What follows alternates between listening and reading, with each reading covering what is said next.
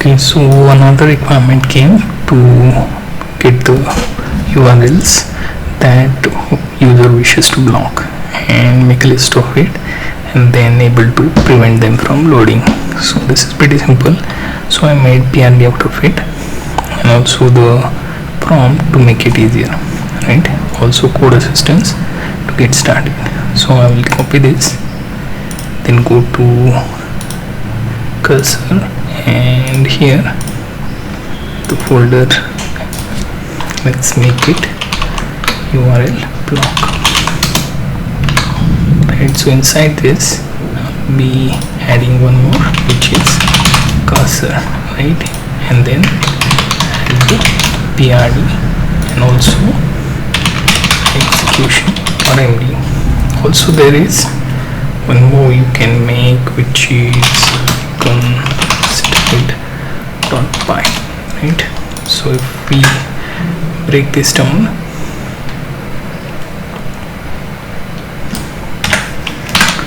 and try to get the code required to execute this, let me copy from here, right? So we copy everything and put it into execution MD, right? And within PRD, as you can see, I can make the implementation prompt and put it somewhere like this for now to avoid any cursor reference.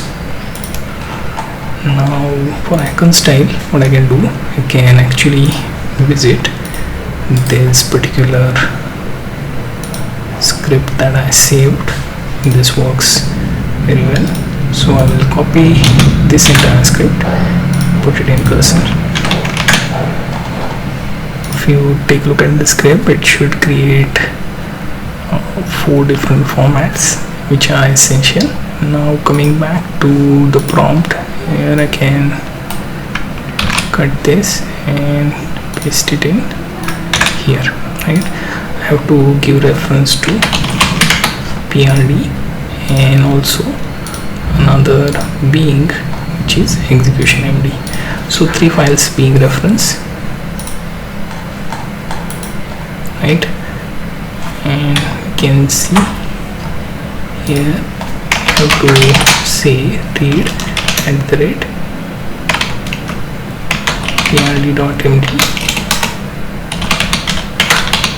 and execution.md, and then read the below prompt, right? Finally maintain the directory structure, and then for placeholder icons use icon underscore style.py, right? So everything we have given to the prompt, and we will be choosing the model cloud, right? It should start, right? So making this particular script in advance saves you time. So PRD and any necessary script, just you hand over to the cursor and then it will do the rest. It will also minimize the amount of prompt you have to write to troubleshoot, so that adds up. Make sure that your manifest file is proper, considering this is the only file that will be read. So now here you can see about debugging being used in tab, and this will open this interface, and here you can load temporary add-ons. So we will be testing through this particular setup. So we will load our plugin and then check whether everything works. So this will not retain for all browser sessions, but only up to this session. After that it will be removed out of memory. So coming back, here you can see all the files being created for extension, and they are visible like this. Okay, so icons folder is created and other files as well. Okay, most of the approach you can see it is being designed like it is Chrome extension, but it is not. It is basically Firefox add-on. The issue would be saving this and then testing it out for anything you wish to troubleshoot with. So if I load this particular, and if we check the directory, we have to load the manifest file. So if we open, you notice there are no errors. Also there is this particular icon, right? So if I go here, and I will have to set some permissions, right? So I will be using allow for private and also for restriction. So once saved, I will have to pick one tab where I can choose which URL to block. You can see, right? So I can use HTTPS,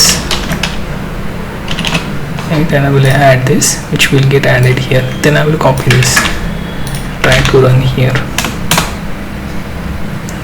Notice it says URL block, but it still allows you to access that.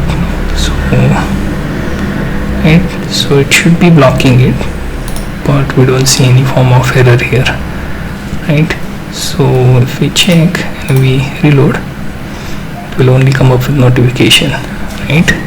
So we can see within our new message that we get only notification of URL block, but URL is still accessible.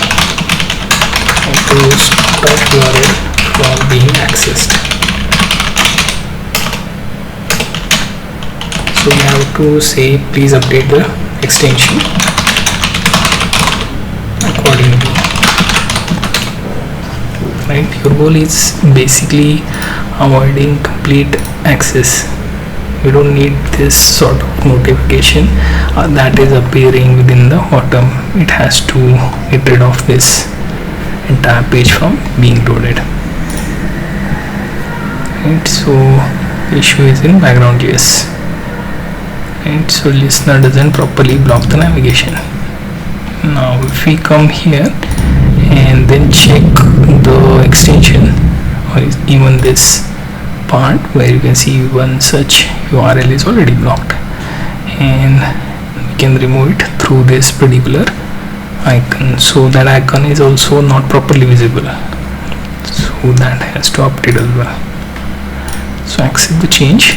Now you have to remove and reload, right?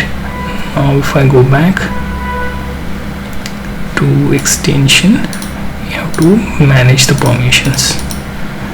Close this. Now in this particular tab, you can see I have to take this URL and paste in and I click add, right? So it is added now. I will refresh this and let me go and check. Okay, nothing is appeared, right? So let's see. Okay, this is possible that it is blocking.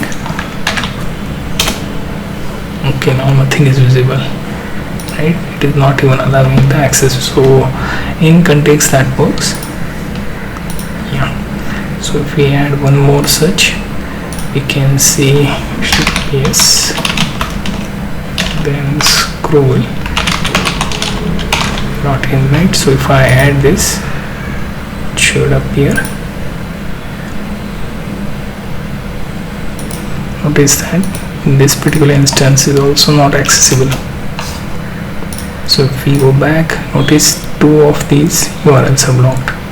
You can even see two of them within this sort of notification, two blocked, right? Click them and you will find out. So in theory, we actually managed to block those URLs, and we can even see they are not being accessed. No form of error is given or 404, just plain old blockage, right? So not even 404 or any form of console error, right? However, if you want to test this is the behavior that is happening with other, you can simply try the domains and everything works, right? So it has managed to pinpoint the problem, and it is only doing exactly as we have outlined in the PRD. so no access to any such rogue domains which we wish to block, right? You can improve this and beautify this by simply choosing to change the emojis, or maybe use PNG files for delete and remove, but that is pretty much it.